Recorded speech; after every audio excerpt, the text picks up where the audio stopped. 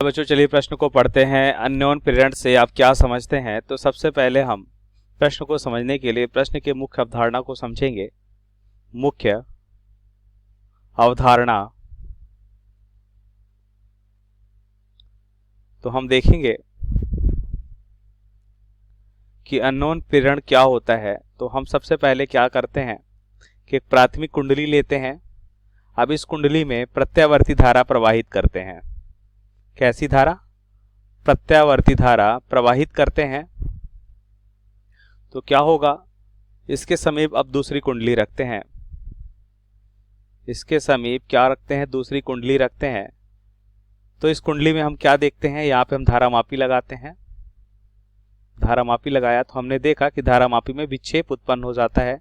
इसका मतलब इसमें धारा उत्पन्न होती है। तो यह घटना जो होती है अननोन प्रेरण के द्वारा होती है और इसमें जो धारा होती है यह कहलाती है प्रेरित धारा। प्रेरित धारा कहलाती है। और एक बात यहाँ पे याद रखेंगे कि अननोन प्रेरण की घटना सदैव दूसरी कुंडली में होता है। यहाँ पे लिखेंगे अननोन प्रेरण की घटना सदैव दूसरी कुंडली में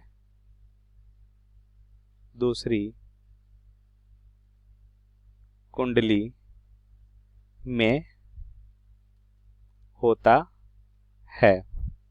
यह हमारी प्राथमिक कुंडली है और यह हमारी द्वितीयक कुंडली है। अब प्रश्नानुसार उत्तर को समझते हैं।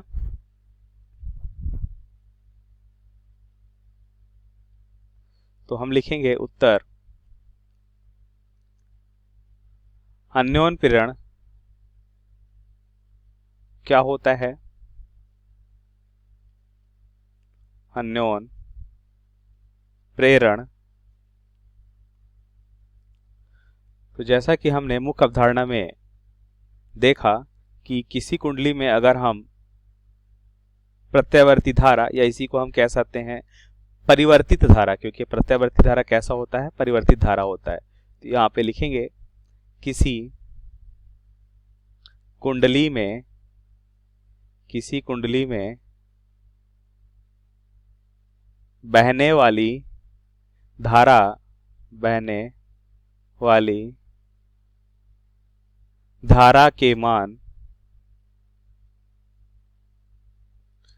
के मान को परिवर्तित करने पर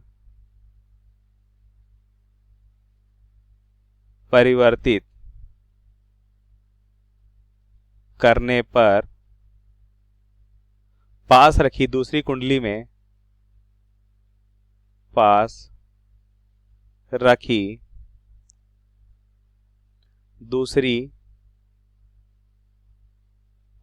में क्या हो जाता है?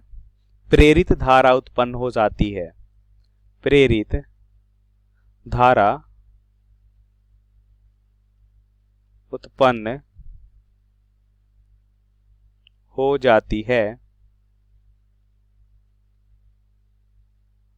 इस घटना को ही अननोन प्रेरण कहते हैं। इस घटना को अननोन प्रेरण कहते हैं। अब इसे हम अगर चित्र के माध्यम से देखें तो मान लेते हैं कि प्राथमिक कुंडली है। अब इसमें हमने क्या किया?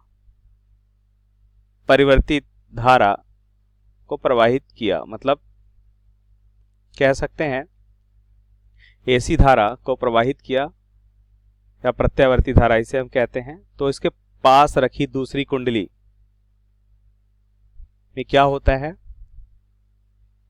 इसके पास रखे दूसरी कुंडली में हम देखते हैं प्रेरित धारा उत्पन्न हो जाती है।